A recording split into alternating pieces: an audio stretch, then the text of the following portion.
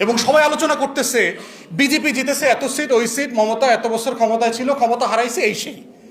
কিন্তু এর ভয়ঙ্কর দিক হচ্ছে যে হিটলারের নাৎসি বাহিনী আপনার সীমান্তে এসে পৌঁছে গেছে। And as a nation you are in sleep. কোথাও কোনো তর্ক নাই। এখানে তো একটা ভয়ঙ্কর ঘটনা ঘটতেছে। এটা তো একটা দল না, বিজেপি, যেটা আমার আগের ভাই বলে গেছে। বিজেপিকে তো দল আকারে দেখবার সুযোগ নাই তো। It's not a political party, it's a fascist organisation. Hindutva আর টোটাল আইডিয়া সাভারকার, গোলওয়াকার, বালথাকরের লেখা পড়লে, বঙ্কিম, হিন্দু মহাসভা, শ্যামাপ্রসাদ মুখার্জি, এই টোটাল বলয়ের চিন্তা হচ্ছে নির্মূল, এক্সটারমিনেশন অফ দ্য আদার। অপরকে নির্মূল করে দেওয়া হচ্ছে তার পলিটিক্যাল আইডিওলজি। এবং সেই অপরটাকে মুসলিমস, খ্রিশ্চানস, যত মাইনরিটি আছে। এবং এক্স্যাক্টলি সেই ঘটনাগুলো ঘটবে গত 14 বছর, যেটা আপনারা কাশ্মীরের খবর আকারে পড়েছেন, উত্তরপ্রদেশের খবর আকারে পড়েছেন, মধ্যপ্রদেশের সেই মুসলিম গরু ব্যবসায়ীকে ট্রাক থেকে নামায়া পিটায় মারা ফেলছে, এই গল্প শুনেছেন। আপনারা বারাণসীতে শুনেছেন, গুজরাটে শুনেছেন। সেই গল্পগুলো আজকে পশ্চিম বাংলায় শুনবেন, আপনার সীমান্তের কাছে। যেই রাষ্ট্র তার নিজের নাগরিক 9 পুরুষ 10 পুরুষ ধরে, ইভেন ধরেন নবাব পরিবার, নবাব সিরাজউদ্দৌলার যে পরিবারের সদস্যরা যারা এই দেশের শাসক ছিল, তাদেরকে ভোটার বানায় নাই বলে কাগজ নাকি নাই। আমাকে হাসিনার কাগজ আছে, হেকেম রেথায় আওয়ামী লীগের লোকজন ক্রিকেট খেলে, জিমে যায়, হ্যাঁ কাগজ আছে, হেরা থাকে কেমনে? তাহলে কাগজ যদি ইস্যু থাকে, তাহলে আমাদের মাননীয় সাবেক প্রধানমন্ত্রী তো কাগজপত্র নাই।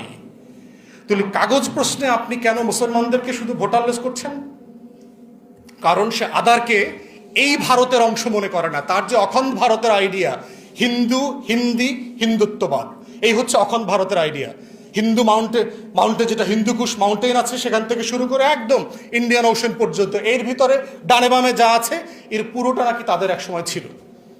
ব্রিটিশ স্কটিশ হিস্টোরিয়ান ছিল James Miller, say history of ইন্ডিয়ার যে আইডিয়া, ম্যাক্স মুলারের যে হিন্দুইজমের আইডিয়া, এই আইডিয়াগুলোকে তখনকার কংগ্রেসের ডানপন্থী নেতারা, ভিকে গোলওয়াররা, এইচডি গোলওয়ারকাররা এটা অ্যাডপ্ট করেছে।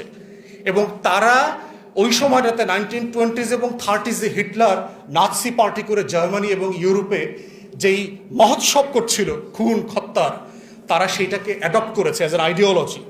তারা এটাকে প্রেস করছে। আপনি যদি এই বিজেপির ইন্টেলেকচুয়ালদের লেখাগুলো পড়েন, তাহলে এইখানে বিজেপি এজ এ দল আকারে ক্ষমতায় আসে নাই তো, ইটস এ ফ্যাসিস্ট আইডিয়া আকারে ক্ষমতায় আসছে, যে তার নিজের রাষ্ট্রের নাগরিকদেরকে অপর মনে করে।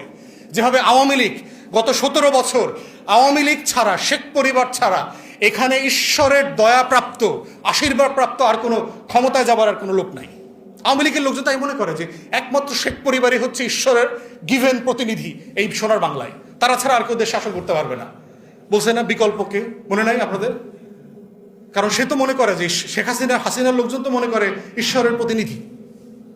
তো এক্স্যাক্টলি হিন্দুত্ববাদীরাও বিশ্বাস করে যে এই পুরো জিনিসটা শাসন করবার দায়, দায়িত্ব, অধিকার একমাত্র হচ্ছে হিন্দুর, যিনি এই আইডিয়াটা অফ হিন্দুইজম ধারণ করেন। অপর হচ্ছে তাকে চলে যেতে হবে, তারা বিদেশি। অথচ যারা করছেন, যারা সোকল্ড আরিয়ান, আর্য বলে নিজেদেরকে দাবি করছেন, তারা নিজেরাই তো কয়েক হাজার বছর থেকে দেশের বাইরে থেকে আসছেন, সেন্ট্রাল এশিয়া থেকে এসছেন।